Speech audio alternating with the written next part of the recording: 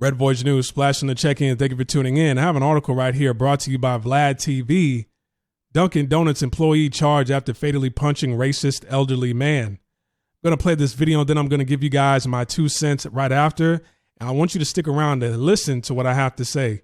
Let's go. Reaction to a racial slur has turned deadly, and now a Tampa Dunkin' Donuts employee is facing charges. Police say the fast food worker punched a 77-year-old man after he directed a number of those slurs at the employee. 3 days later, the elderly man has died. And Fox 13's Catherine Hawley is live in Tampa with more on the story. Catherine.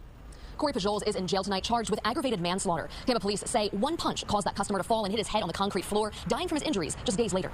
Everything started last Tuesday around 1:30 p.m. in the drive-thru of this Dunkin' on South 50th Street. Tampa police say a 77-year-old customer was upset over the lack of service he was receiving. The victim parks the car, goes inside, and has an argument with the employee. Well, at that time, there was a racial slur that was thrown out at the employee, and the employee told the victim to say it one more time. That employee was 27-year-old Corey Pajoles. According to arrest paperwork, when the elderly man repeated the same racial slur, Pajoles punched him once in the face. The suspect ended up punching the victim so hard that he fell back, hit his head on the ground. And so when we arrived, he was unconscious and bleeding from the head to where he had to be taken to the hospital. Court documents say the man was rushed to the intensive care unit at TGH, being treated for head and brain injuries. He never regained consciousness, passing away Friday. A doctor told officers the man had a skull fracture and brain contusions. This customer was a regular. He apparently came by. Okay, a lot of you guys might be saying, damn, why did you play that video so fast? What information can I not gather at the speed of 1.5, 1.75 than at normal speed? What can I not compute in that time frame? Like, I got shit to do. I mean, the same thing that I'm hearing at regular speed, I can hear and comprehend at 1.5, 1.75. I got things to do. All right. Mind you, I don't watch any YouTube video at regular speed. Okay. But what I want to say is that judging by the video in this article right here, we can come to the conclusion that the 77-year-old man more than likely is probably a Caucasian male, somebody from the dominant society. And you got a 27-year-old black man. His name is Corey. I want to know if he was a new hire at that Dunkin' Donuts. You know, I wanted to know that bit of information. So you got, and what I want to say is this: a lot of you guys, especially black folks that are listening right now, you're going to run into a situation like this, or you have before in the past, and you're going to run into situations like this multiple times. And every time stuff like this happens, it's not going to always be somebody calling you a racial slur. You're going to have people who want to aggravate you, who want to antagonize you, and they want to damn near sacrifice themselves in order to see you go, in order to see you get fired, in order to see you get locked up. All right, because they know those in the dominant society who side with their views with, you know, this 77-year-old man's views, if this were true, they're always going to protect him. They're always going to protect him. They're always going to say, hey, look, you know, look at these blacks. Look at what they're doing. He was playing the knockout game. This is what they always do. That's what they do. Look at their communities. Look at their women. Look at their men. Look at what they rap about in the songs out here. He was playing the knockout game, and now he's using he called me a racial slur as an excuse. You see what I'm saying? This is why you never cause harm to somebody just because they call you a name. All right? Because the thing is they are going to do this. They strategically make attacks just like this. They strategically say racial slurs like this. You know, at places like Dunkin' Donuts, the security cameras, it doesn't pick up audio. It just picks up video. So all it looks like is a disgruntled customer coming in, probably got his order wrong, and some angry black man hops across the counter and punches him in the face.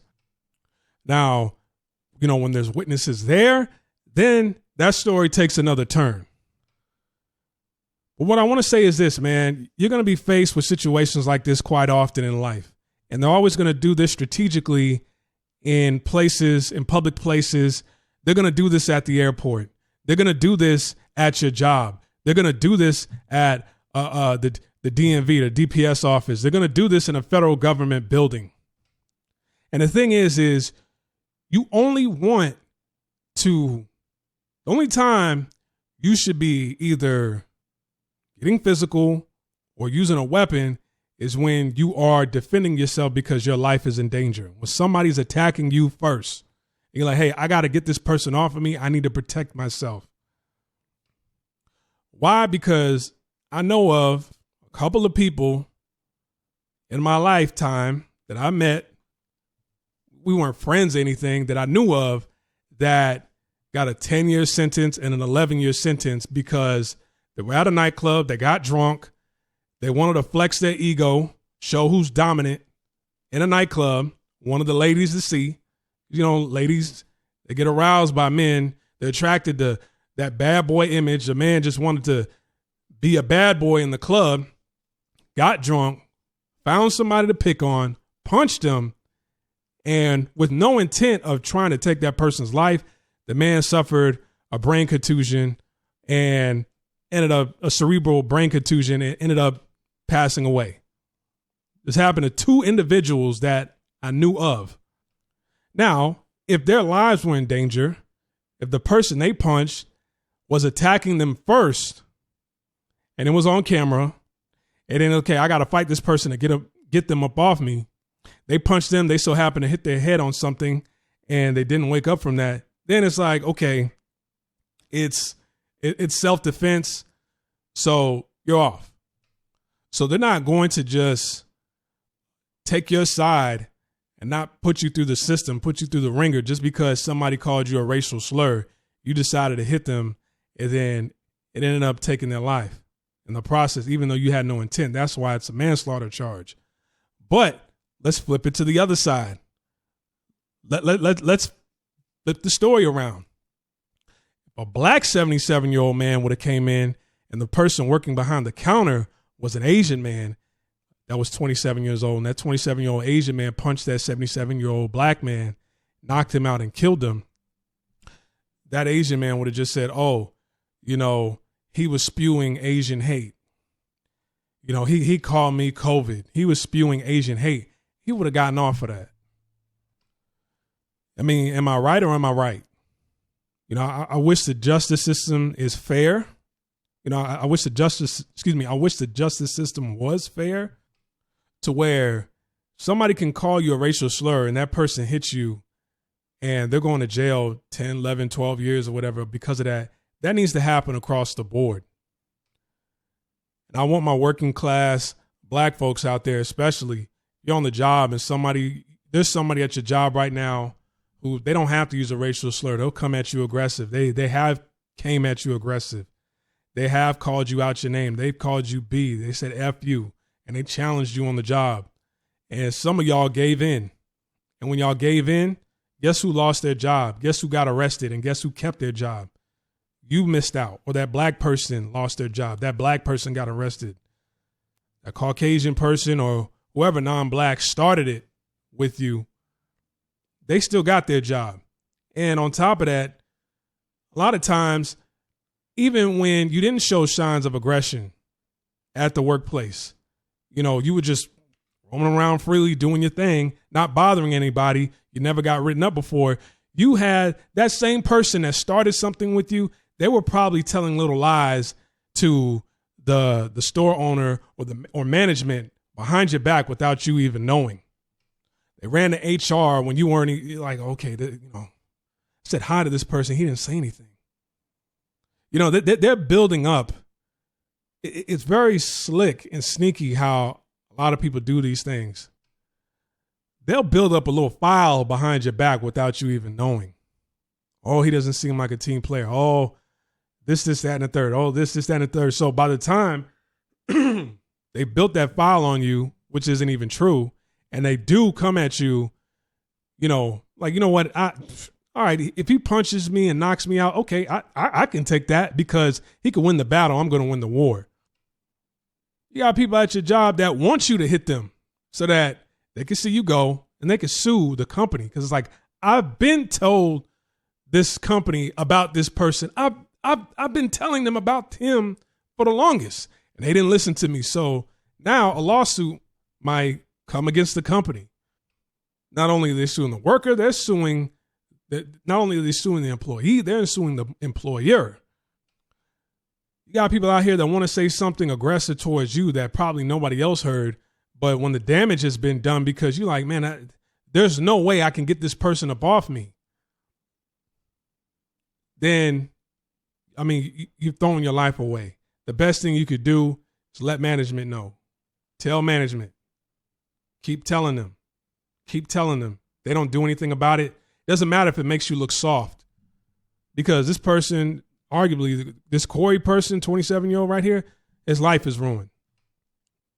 And I mean, I don't mean to judge, but I don't know what his life was looking like before he got this Dunkin' Donuts gig, because it's like, okay, maybe it was a part-time job. Maybe it's the only thing he could find. I don't know. I don't know what his situation was like. But, I mean, his life is ruined now. You're letting 77-year-old men call you a racial slur, trick you about your freedom. You're letting somebody, your coworker at your job, trick you about your freedom. You're letting that person who was standing behind you at the DPS office trick you about your freedom. You're letting that person at Walmart who was behind you in line trick you about your freedom. I'm not saying walk around here and be soft with your head down, but you got to pick and choose your battles wisely, especially at the workplace. People will purposely try to attack you at the workplace because there are cameras around and there is no audio. And it's going to be your word against theirs. Well, he called me a racial slur. Man, that's the same excuse a lot of people in the dominant society use to protect their own. Oh, this is what they always do. They always use he called me a racial slur thing. And I'm not saying that he didn't. He probably did. And I don't know if this was the first time this 77-year-old man has came around and said that to him. We don't know if this was the first or the 20th time. But the thing is, if I got a customer who's calling me a racial slur, I'm going to make sure I let management know to where, okay, he can't come inside this building ever again. He cannot come here and get his donuts ever again. And whenever you're in a situation, especially at a workplace where somebody is being that aggressive towards you, spewing vile, racist remarks towards you, you need to record it.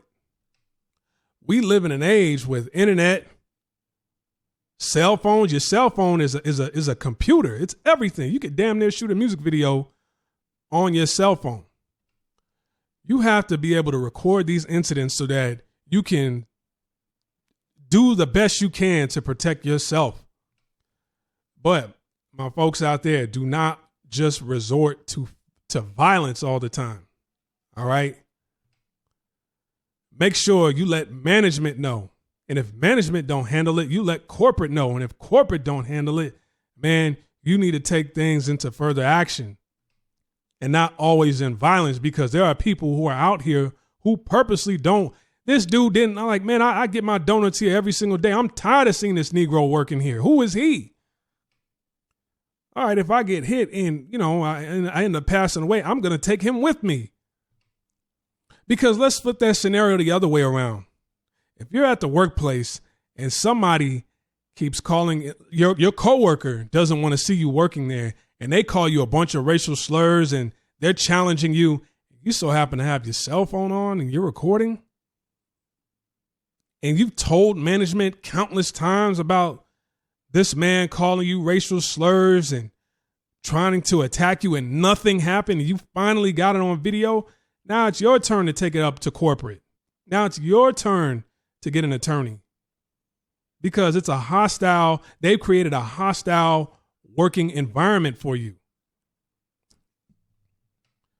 But if this was the first time that man called him a racial slur, dude should have let management know so that they at least had a conversation with that man like, hey, you can't come in the building anymore. You got to get your donuts from the drive-thru. We don't allow that type of language here.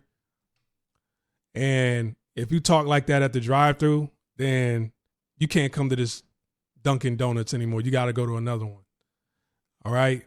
Don't let people trick you about your freedom, man. Like, subscribe, comment, share this video. Let me know if you agree with the things I'm saying in this video. Let me know if you feel I'm wrong. Because I don't think this man should have just resorted to punching a 77-year-old man. I'm not excusing what that 77-year-old man did, but now you have somebody who's dead and you got somebody who's on their way to jail. All right. Like, subscribe, comment, share this video. I'm over and I'm out. Peace.